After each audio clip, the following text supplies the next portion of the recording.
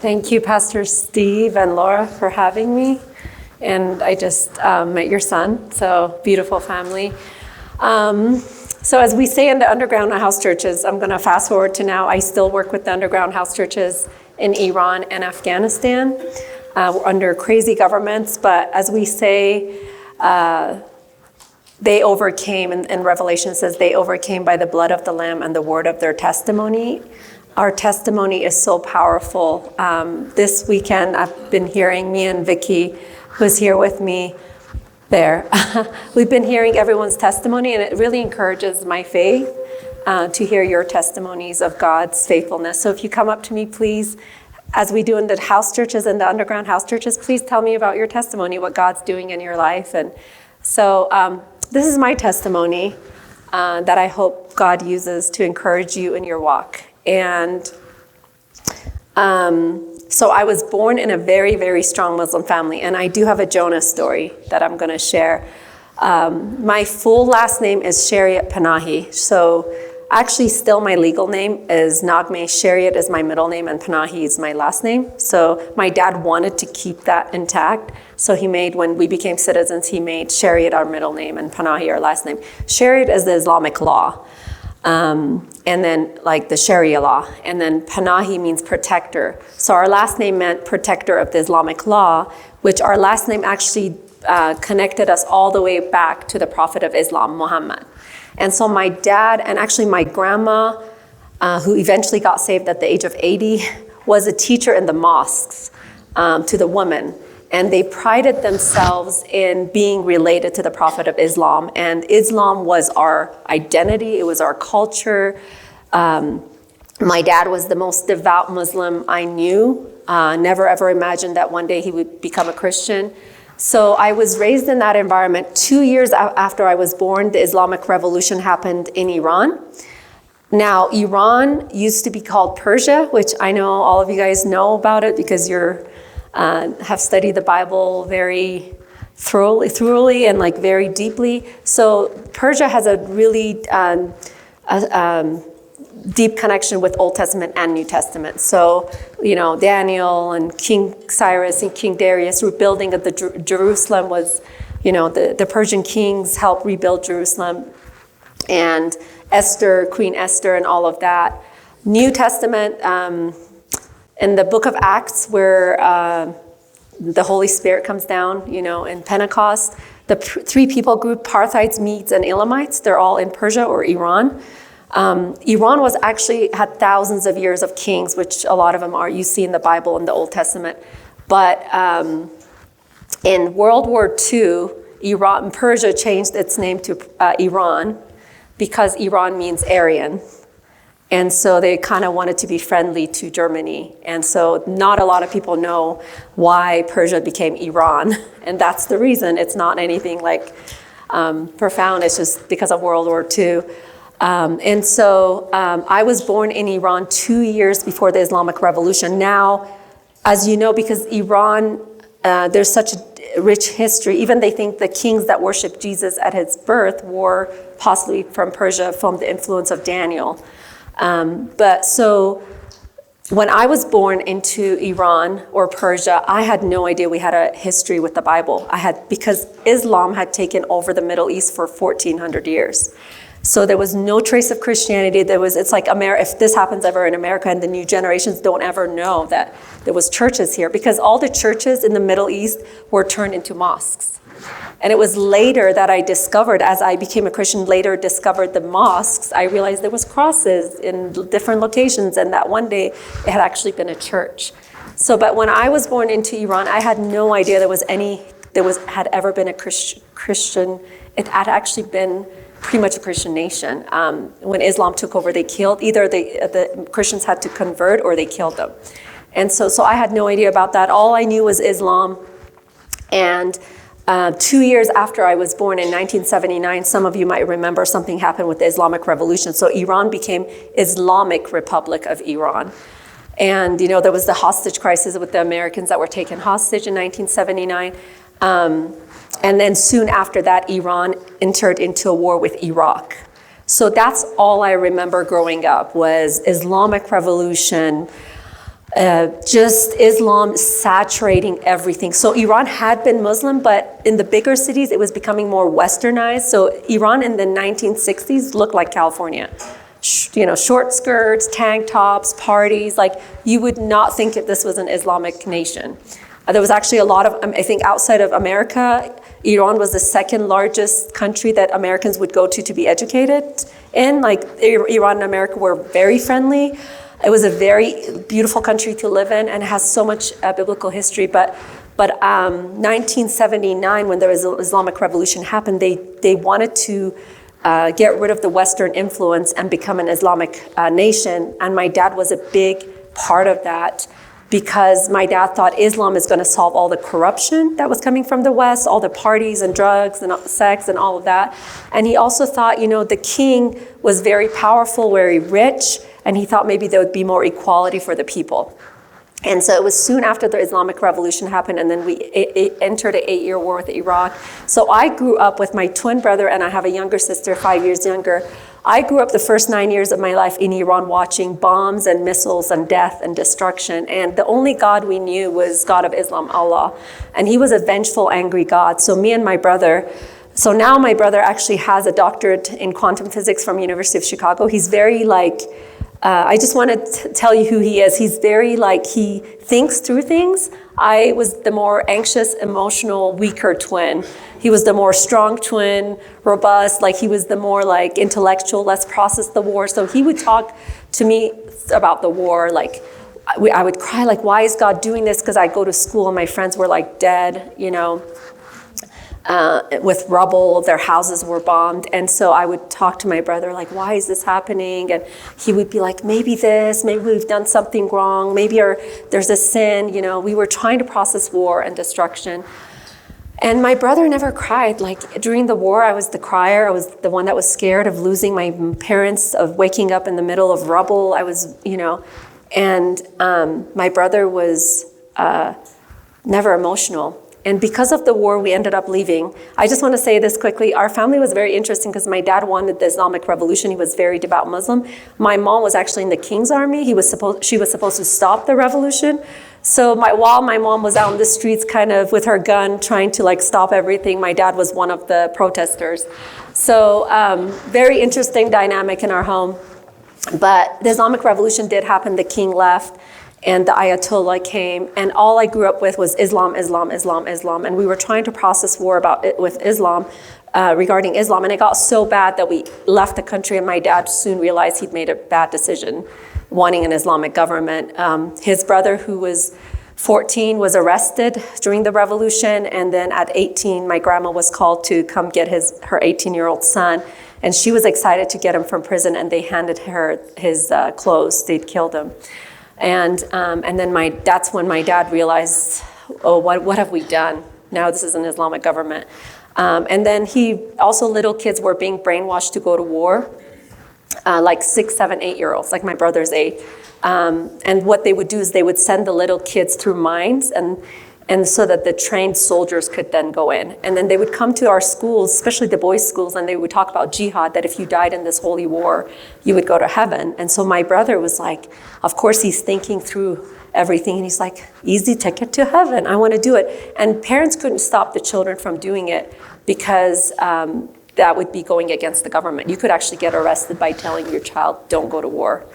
And so my dad, we decided to leave, and soon after we came to America, my brother came running to me, crying, and I'm shocked. I'm never seen him cry. Not through the war, not through all the crazy. We saw a lot. And he said, Naghmeh, I found the God we've been looking for. His name is Jesus. I was what? He's God doesn't hate us. He loves us. We need to know who this Jesus is. And I was I imagine, I never heard that name. I'm you would explain to me. He's I saw him. I saw him, and we need to know who he is. He said, all I felt was love. Because all through our childhood, we were God hates us. God, we've done something wrong. And he's he loves us, and he's God. And I know it. We need to know. So a long story short, we asked around and found out who this Jesus was. We were given my dad was on a business trip. My mom was out shopping with my sister, grocery shopping.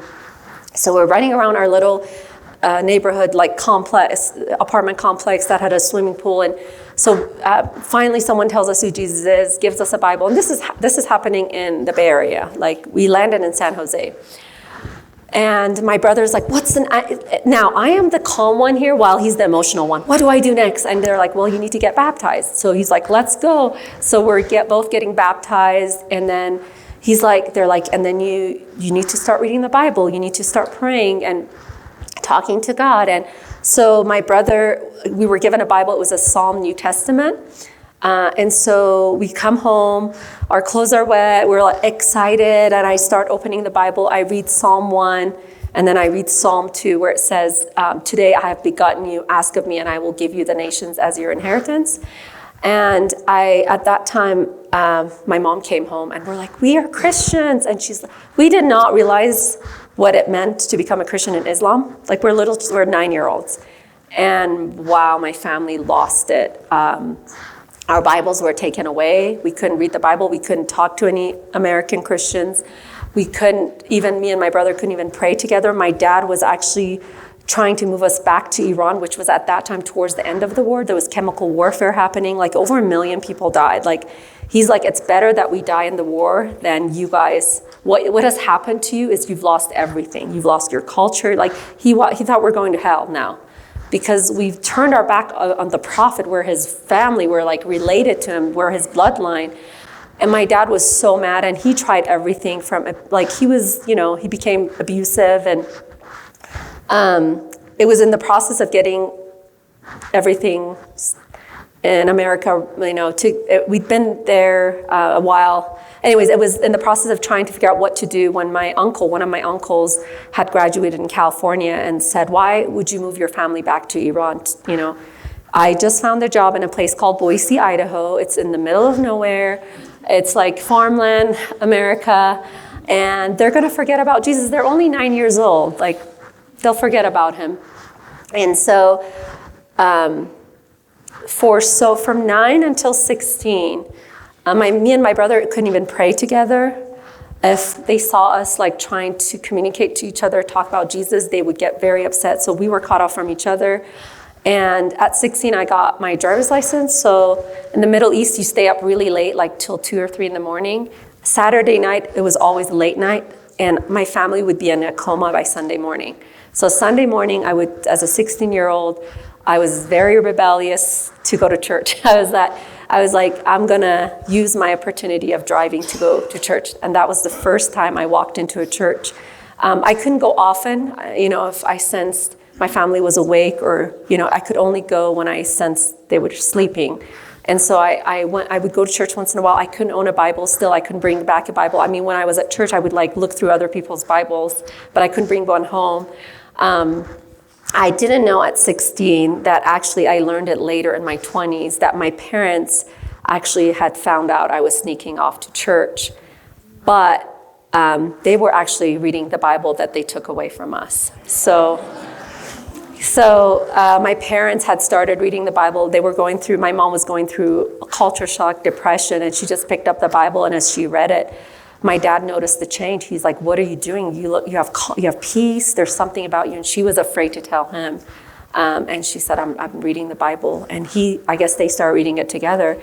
It was not until after I graduated from college, because I always imagined as a kid, first, my dad's never going to get saved. Second, if he gets saved, then I'm going to be the one. Like, I fantasized about like my dad saying, you were right all along. And, that never happened. I graduated from college, and he was a Christian. They were on their own journey. We were not part of leading them to Christ. I mean, it was the Bible they took away from us, but other than that. So my parents had become Christians when I graduated from college. I graduated in pre-med. I planned to go to medical school. But God put on my heart, take a break. I've got something for you. And I was like, okay. I told my dad, and it was normal before you go to medical school to take a year break and kind of do a sabbatical, maybe travel. But it was the year I was going to travel, but I decided to become part of a church. It was exciting that now my parents were Christians. I could actually be part of a church, have a Bible. Actually, my 4 years in college I was part of InterVarsity, and that was my growing experience. Like, I was discipled, but But it was then that as I got involved with the church, and then as I was like processing going back to medical school, what do you have for me? I sensed in the summer of 2001, God telling me to go back to Iran. I was like, what? No, because, okay, one thing most people, so when I came to America, I was deathly afraid of airplanes. If I saw an airplane, the first time I stepped into a commercial airplane was when we came to America. I didn't want to. I was freaking out. I was having anxiety attacks. And I was a very anxious child growing up. I was the weaker of the twin. Because all I remembered of airplanes was dropping bombs and missiles. And my dad had to tell me, no, this is a good airplane. But still, when I came to America, if there was any airplanes that passed by, I would freak out. I would get scared. I want to go hide, like in a bomb shelter or something. So I was already deathly afraid of airplane. Going back to Iran meant I had to get on an airplane. I now, as a Christian, I had learned that in the late 90s, there was a small number of Iranians, Persians that were becoming Christians. They were converting from Islam to Christianity. And like Brother Hike became a big name, and they were martyred. They were killed in horrific ways and put as an example of, you don't do this. And so I knew Iranian government was killing this small number of Christians, people that were converting. So I knew I grew up as a beloved Muslim. Now I would have to go back as a convert. That puts a target on my back. And remember, I'm like the weaker of the twin. I'm the scared one. I'm always I've always dealt with fear. And so I'm wrestling with God, but God keeps confirming to me in that summer, I've got something. You are going to go back. But I said, okay, my parents are baby Christians. If they say yes, and eventually they did. It was very scary for them. Imagine letting your child go to Afghanistan, your young daughter, in the middle of Taliban or ISIS, as a strong Christian parents. But imagine as baby Christians, you had to give up your child to go to a country that you knew might kill her as your child who's in their 20s. So I was like, okay, if they're my covering, my parents are my covering, if they say yes. So that summer, God really gave me a lot of confirmation to go back. So I got a plane ticket for October of 2001.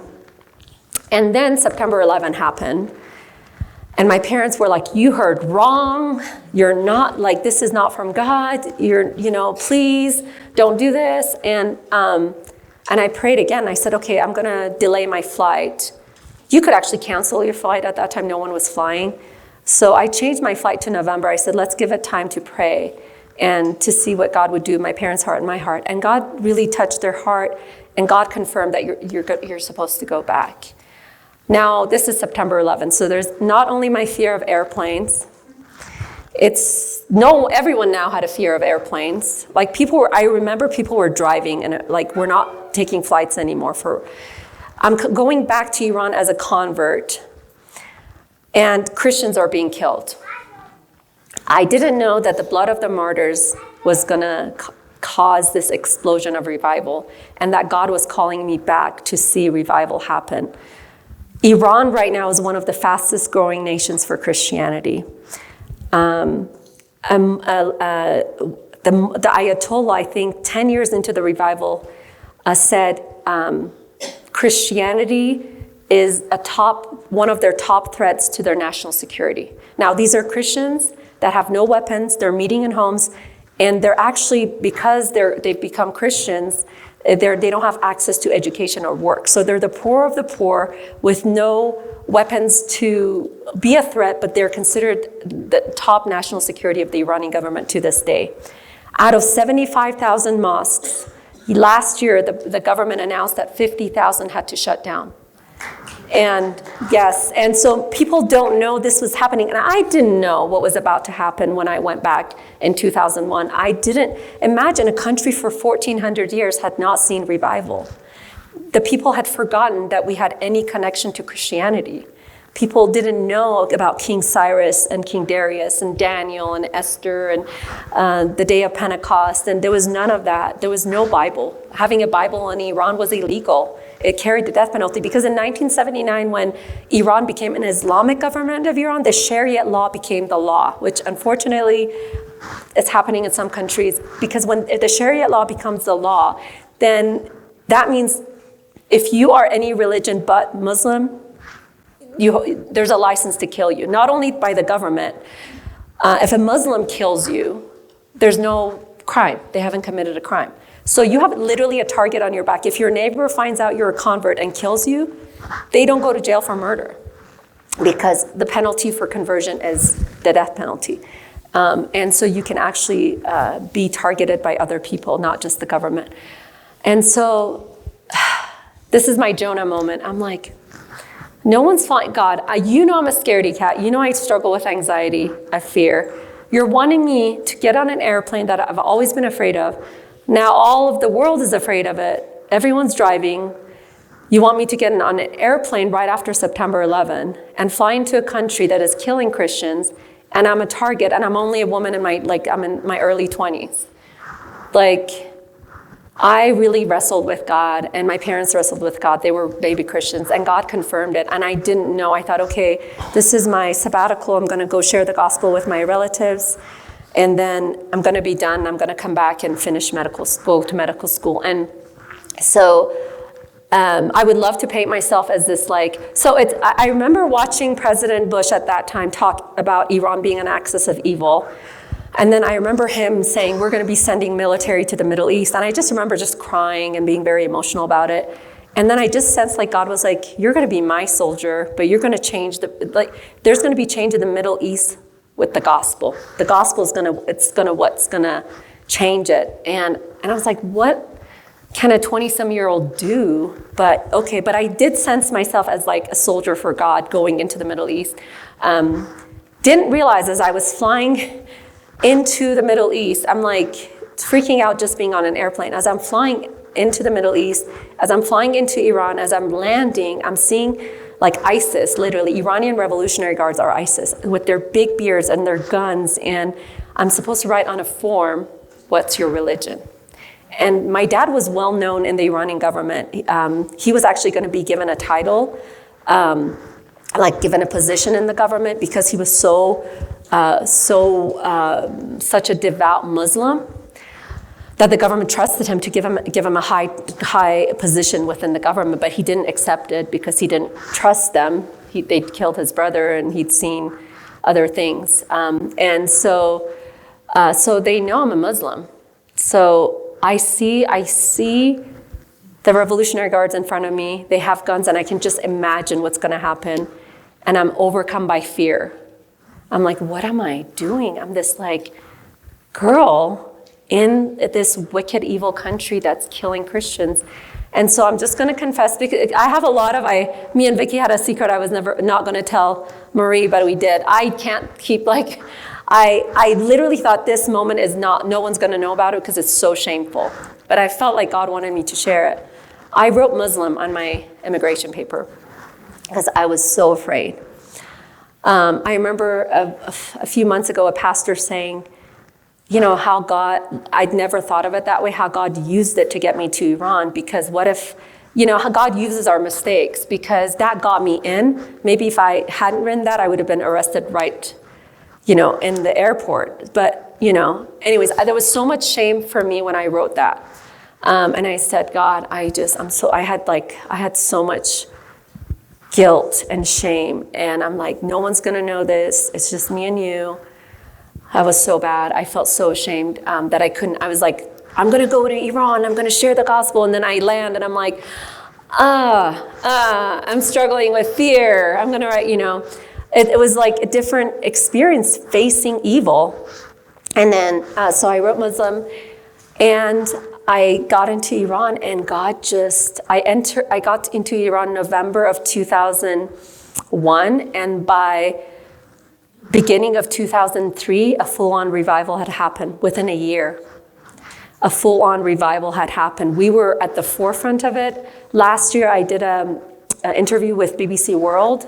They were covering revival in Iran, and they interviewed me about it because it was known that we were leading one of, if not the largest house church movement in Iran. So I ended up being at the forefront of seeing revival happen, the move of the Holy Spirit, the church functioning in the way it should, being so strong in the community that the evil government was actually afraid of the Christians. just meeting together and praying together. Bible, if you held the Bible, that was illegal. If you were praying together, it was illegal. If you gathered together, it was illegal. So God had to give us wisdom of how to meet. We couldn't meet every Sunday night or Sunday morning, or Friday night, which was the day Muslims have off. We had to change it around different nights in different homes. And when it grew into thousands and the house churches were just spreading, within a year and a half, we had started churches in 33 cities that had not had a church in close to 1,400 years. And so it just was growing like wildfire it was the students. There was one college called Surah University. The Iranian government started it in Tehran. Surah is the verse of the Quran. And they started this liberal arts university to promote Islam, try to get the young people back to wanting to follow Islam through liberal arts, music, and acting and all of that. By the time, within a year, it was called the Christian University, because that university that the Iranian government was wanting to use to promote Islam was promoting Christianity. And so I just seen the Lord just do crazy stuff, and then let's see, it was end of 2003. So about 2.5 years had passed since my denial of Christ. Maybe it was beginning of 2004. It was right around there. I think it was beginning of 2004. And I had denied Christ in the airport end of 2001. So by 2004, a few years later, and we were constantly arrested. Now, Christians being arrested is normal. They would arrest us, and one time we had we had Bibles and Jesus films in a CD, and they asked us, but the CDs were never labeled. We would take them to different houses. We would distribute them, and we would burn the CDs. If you remember early 2000s, you burned CDs and all that. For example, one time we were arrested and we were told, what are these CDs? And my dad had a medical distribution company in Iran, and we were they separated all of us and we answered the same thing. We're like, oh, it's related to the medical distribution company. And they're like, okay. It was like if any of us would have answered anything different, we would have been caught. So we were arrested multiple times, but each time God would let us go. And I do have a book out. I tell a lot of those stories of miracles. I do want to share one more, is one thing that God answered to me when I was in Iran was I was always worried about, what about people who don't have missionaries or this? I met so many people. I don't know how many of you guys know, many Muslims are becoming Christians through dreams and visions in the Middle East. So that encouraged my faith. I would literally go up to people and be like, do you know who Jesus is? And one of my good friends, she ended up being a good friend. She was one of the people I went up to, and she said, yes. She said, my child was dying and I cried out to God. I cried out to God, and Jesus appeared to me and said, I am the way, the truth, and the life. I don't have a Bible. And we gave her a Bible. She joined the house churches, but that was so common. The harvest was so plentiful. We didn't even have to try. We would just tell them, do you know Jesus? Oh yeah, I saw him in a dream. I saw him in a vision. And so I want to get to this moment is early 2004. And like I said, we were arrested multiple times. Each and every time there was different scenarios that happened. But this one was the scariest because we were visiting a house church leader in midnight, me and Saeed. And as soon as we knocked and he opened the door, and it was midnight because we do a lot of our activities at night. And he had been scared. He felt like the Iranian government was following him. And we said, well, come to your house at midnight. Let's talk about it. Because we didn't discuss things on the phone or text. It was person to person for security. So we went to his house.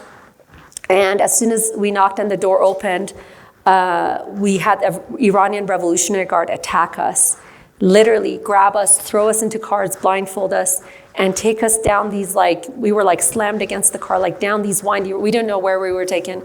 We were taken to a interrogation place, which was this weird building, an unlabeled building, somewhere, we had no idea where it was.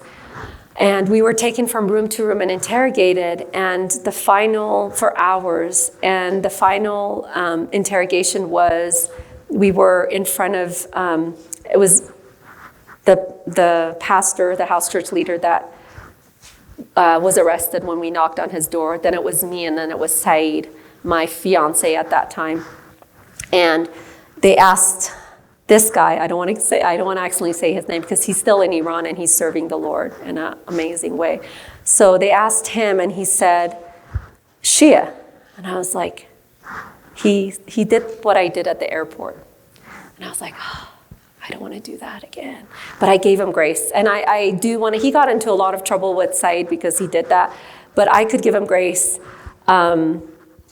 because I knew how scary it was to have guns pointed to your head and said, you say you're Muslim, you go free. You say you're Christian, you literally die right now, you know. And at that time, he was engaged. We were engaged at the same time. And so it was so hard. I don't know how I can explain it when you literally have a gun pointed to your head and you know the Revolutionary Guards are real. The gun is real. Their threats are real because it has happened a lot. They told me, after he said that, they're like, okay, you're good. Everything within your being, they said you're going to be tortured, you're going to be raped, you're going to go to a women's prison, and then you're going to be tortured, you're going to go to a women's prison, you're going to be tortured, and you're going to be raped, because and a lot of Islamic belief is to rape the woman before they kill them. And then they said, then you're going to die, because this is the law. This is the law of you converting. And so he said, and what is your answer? And I just want to say, in that moment, I was like, this is real. How real is Jesus? I was raised in the US. I'd never been faced with the life and death situation like that. In the airport, I imagined what could happen to me, but this moment, it was really happening to me. And I remember my regret from the airport, and I was like, God, just give me the grace, because your body wants to protect you. It's like when you're standing on top of a cliff. I've had a friend who'd had me jump into the river from a rock or something, and it's like your body's like, no, that's stupid, that's not wise. Like, your body wants to stop you from things that hurt you, that could possibly hurt you. And it's the same way when you have guns pointed to your head, your body's like literally coming up with excuses of like, don't do it. Like, you know, Jesus will forgive you. Like, this is bad for you. Keep yourself safe. Your body wants to keep yourself safe. And I just prayed, and I opened my mouth, and I said, I'm a Christian. And from that moment, you know, he said, give me your testimony. Your testimony is basically your confession to the crime, murder. Like, it's like someone confessing in an interrogation room that they murdered someone. So my testimony was actually what was going to be used to convict me of the death penalty. And I actually have a really, really good friend. She's from Sudan. She was actually sentenced. She's like one of my best friends, Miriam Ibrahim.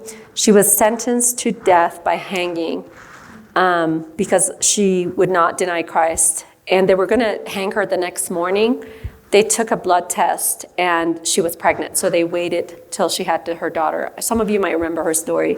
Her son, her 10-month-old was in prison with her, and they would try and take his life to the prisoners and stuff. I mean, her horrific time in Sudanese prison, but I'm saying it's happening. It happens all over the world. They will literally give you the death sentence for being Christian, and it does happen. But if she hadn't been pregnant, she would not be alive right now, because the 9 months or 10 months she carried the baby was when the whole world found out about her, and she's actually now lives in Virginia. But so I knew what was coming. I knew, like, it happens all the time in a lot of these countries, including Iran. But sharing my testimony was like basically confessing to the crime. And then, you know, Saeed shared his, and something happened that I was ready to go to prison, and I didn't know what to expect. Like, I came from, I was raised in America, but I'd never partied. I didn't have a boyfriend. I was scared of being raped. Like, I was like, what's gonna happen? Like, you know what I mean? I was very much focused on Christ my whole life. From 9 until I went to Iran, I didn't like steer left or right. I was like focused on, even in college, we didn't know, we just wanted to go to college to learn more about Christ. We chose one of the most liberal colleges in America near Seattle. My brother chose it, and I went after him. But in that college, I was leading people to Christ. Like, I was just like telling people about Jesus. And my professors, who were like scientists, were saying, Naghmeh is so smart. Why does she believe in this stuff? You know, why does she have Bible studies in her dorm? But so all of this to say is, like, I I was scared of what might happen to me. I had lived somewhat of a sheltered life. Like, what does it mean they're going to rape me? What does it mean they're going to torture me? What is the torture going to look like? But so I was waiting for that, and all I saw was tears coming down this top interrogator that had persecuted Christians because they had Bibles, and he cannot hold back his tears. And there's like Revolutionary Guards looking with their guns. And he grabs all of our testimonies and he rips it up. And he's like, just go. And as we go, he whispers, he says, can I have a Bible? And God in that moment, okay, that was such a crucial moment in my life because I was a fearful person. This is why God gets all the glory. I struggled with fear all my life. I was not a big, brave, strong Marine, like going into Iran. I was a scaredy cat, like fearful 27-year-old who was the weaker twin the doctor said she's not going to survive. She's the twin that's going to die. And God was like, you're in the middle of evil. This Revolutionary Guard knew what was going to happen to you. He's like, but I am in control. They can't touch you if I don't let them. They don't get to say what's going to happen to you. And so I came in, the Iranian government thought she's going to die, but the top interrogator bowed his knee to Jesus. And God changed him. And I didn't, maybe if I would have said I'm a Muslim, again, God would forgive me. I don't know. But the reason God was like giving me the strength to say it, and also I felt in a way like redeemed from the airport experience, but even though I know I was forgiven with that, but maybe it was for that guy and the Christians that he would face after that. Now he was going to be a Paul. He was going to be someone in high office that knew Jesus. So the confession wasn't just, God was doing so much more than I could ever imagine. But one of the things God did was set me free from fear. And that really helped me. And I'm going to wrap up because after that, I did get a lot of, there was this boldness that came to me that if God doesn't allow it, no one can touch me. I can be in the most evil, dark place that they're going to have the guns and they're going to say, we're going to kill you. And they can't because God's like, nope, not her time, And so that really gave me boldness from that moment. Like a fear was lifted off of me. What the enemy meant for evil, like that should have brought fear to me. It actually gave me boldness. And there's something about that. When someone is martyred or killed or imprisoned, and Paul says that my imprisonment has brought boldness. There's something at the persecuted church when you see a brother or sister shot or hanged or killed, and they're standing for the gospel, you're like, oh, I'm going to stand up too. It brings such a boldness to you that you're like, you killed him, you killed her, now I'm going to carry the torch. It doesn't actually, the government thinks it's going to intimidate the church. It actually brings boldness to the rest of the believers. And so it really brought a lot of boldness. Years later, fast forward, I'm wrapping up, I promise. Fast forward, we come to America. I have my 2 kids, my daughter who's 19 right now and my son who's 17. And Saeed is imprisoned in Iran, and some of you remember me from the Safe Saeed, because up until Saeed's imprisonment, I was not, being a missionary in Iran, all of that, it was not well known. A lot of the stuff you do as a missionary in close countries, you can't advertise, you can't fundraise. I can't, even now working with the underground church, I can't say all that's happening because it's going to endanger them. So no one knew about us, what had happened in Iran, except CBN did come, I don't know how this happened, but my dad, I guess, sent a wedding invitation, and he knew the CBN, I guess he's the vice president right now, Ben, I forget his name. Anyways, it will come to me. So CBN actually came to our wedding. The night before our wedding, we had we were literally 3 floors underground, and we had over 100 leaders, underground house church leaders, and they videotaped, I think there's a photo in my book, but they videotaped it, of course, covered up all the faces, and then they videotaped our wedding, which was in a church in central Tehran, in front of the largest mosque in Tehran.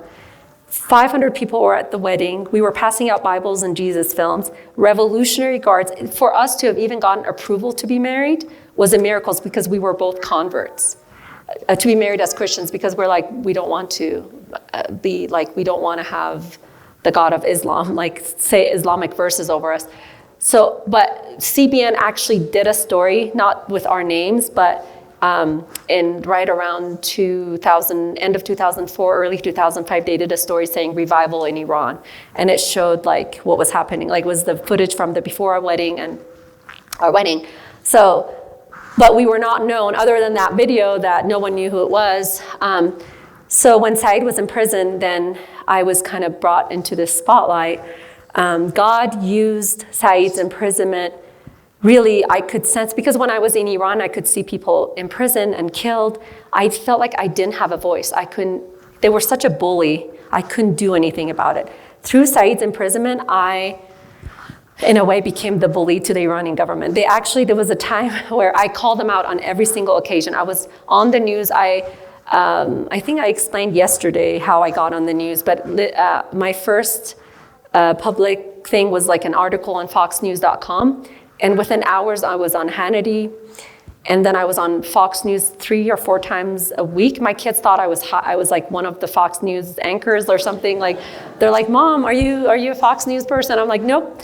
And then CNN, Washington Post, New York Times, all the coverage. And every single time I knew God was like, talk about me. Said's imprisonment, I'm using Said's imprisonment for the gospel. But also I got to go to everywhere the Iranian government went at the UN, whether it was in Geneva or in the US, I would go and I would be in front of them. There was one time, I think it was September of 2015, 10 years ago, that I was like, Iranian government was invited to go to the UN in New York. And I was like, I told ACLJ, my lawyers at that time were American Center for Law and Justice, Jay and Jordan Seculo. And they did such a good job. But I called them and I'm like, I want to go to New York. They're like, Naghmeh, not this time. They're like, this is the UN gathering for presidents.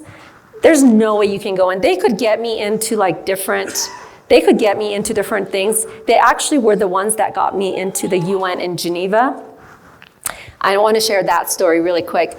So I was able to get to the UN in Geneva and address the UN president and vice president. And I had all these ambassadors from all these countries. And I turned in my speech to the UN, but it couldn't include the gospel message. So I had my own copy, and I'd written the gospel message on that. You can still search Naghmeh Abedini UN speech, and you will find that on YouTube.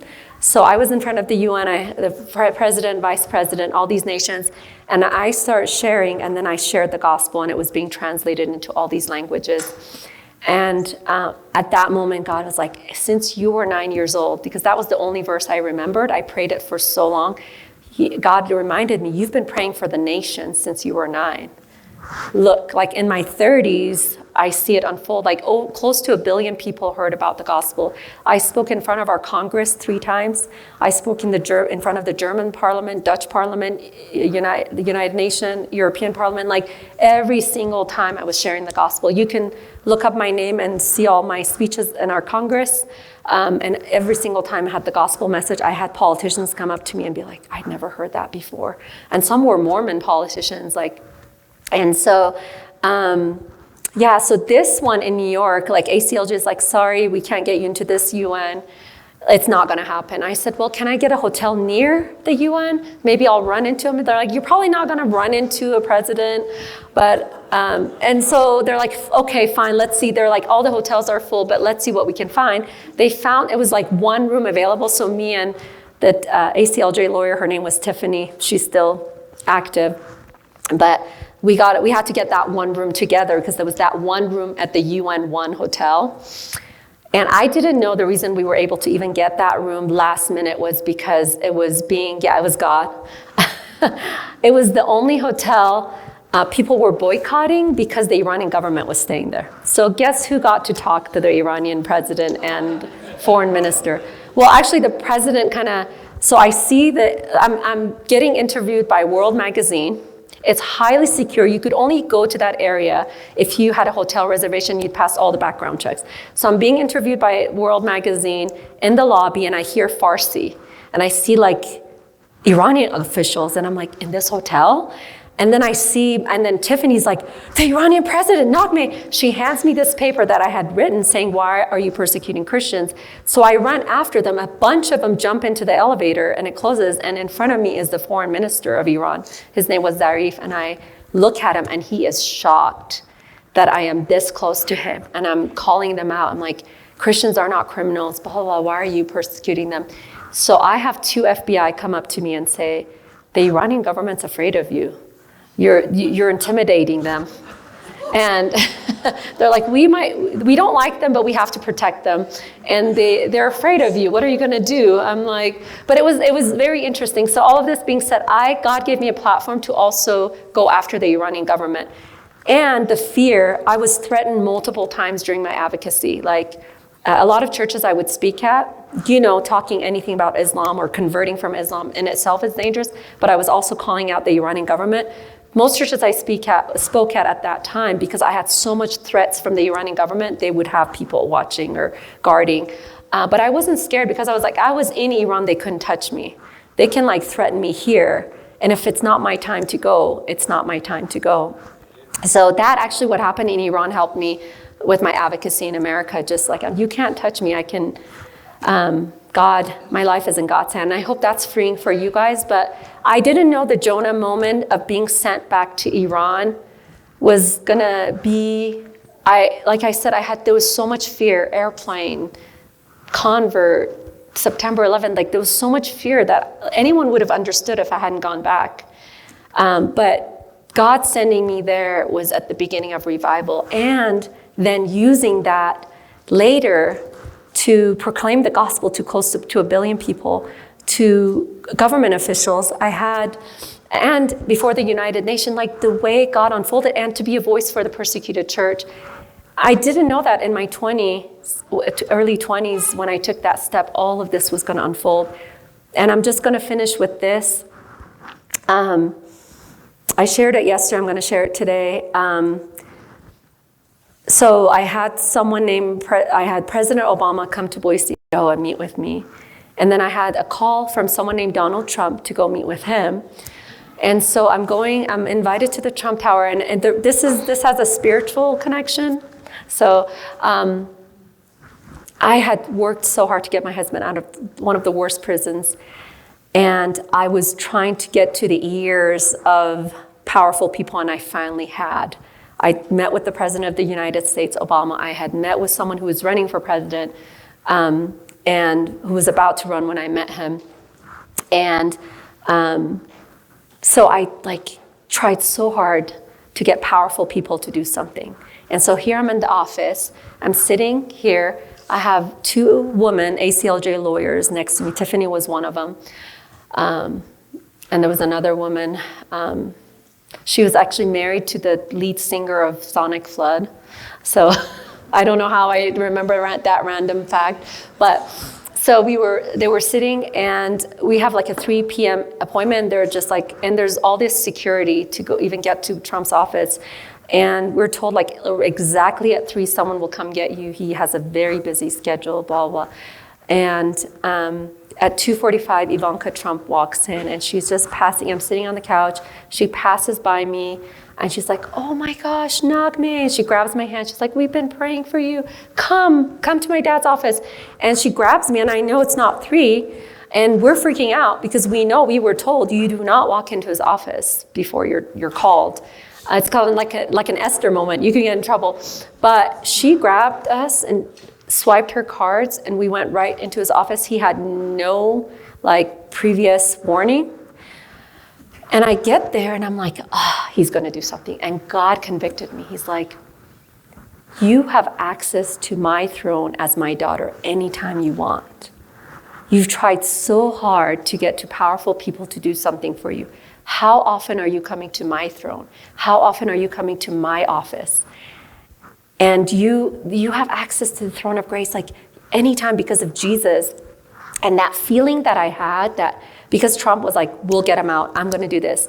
And actually, after he met with me, he was on his first presidency when he was running. He would talk about it all the time. I met with the wife. The husband, the pastor who's in prison in Iran, he would bring it up a lot during his interviews and all of that. But he's like, you're so assured. You're like, a man is promising you to do something, and you're like, okay, he's going to do something. I am bigger than him. I'm the King of Kings. I'm the Lord of Lords. And he really convicted me. How do we go to God in prayer? Do we realize we're walking into a president's office who's also our father, who also cares for us the same way I could see Trump cared for Ivanka and didn't get mad at her? And so my prayer life, those two, when I had guns pointed to my head, and the moment God spoke to me at Trump's office, those two have been the two most powerful moments in my life where God has really spoken to me about trusting him and going to him. So I hope you're encouraged by this testimony. The Jonah moments are there for all of us, and you don't know how God's going to use it for the gospel. You don't know the next step. When you say yes to God, I thought maybe a few family members were going to become Christians in Iran when I said yes to God to Iran. I did not know how things were going to unfold, and then to be able to meet with presidents and the impact it was going to have here in America. I thought I was being sent to Iran for Iran, but then God brought it out for the gospel here and for the nations. Thank you for having me, Pastor Steve. God bless. Thank you, Naghmeh, very much. Thank you.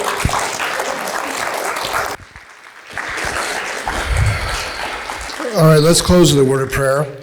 And she'll stick around here for a little bit. I'm sure many of you will want to talk to her. Father God, I just thank you for this chance to gain some real life insight into a powerful way you've worked in Naghmeh's life. Father, I thank you for the inspiration that I know she is to everybody in this room. I thank you for the example that she's been, a real life example of what you can do in each person's life that is fully yielded to you. Father, help us to learn from her testimony. Help us to absorb it, to lay it alongside the Word of God, and to give you praise and glory for the great ways in which you work. For it's in your name we pray. Amen.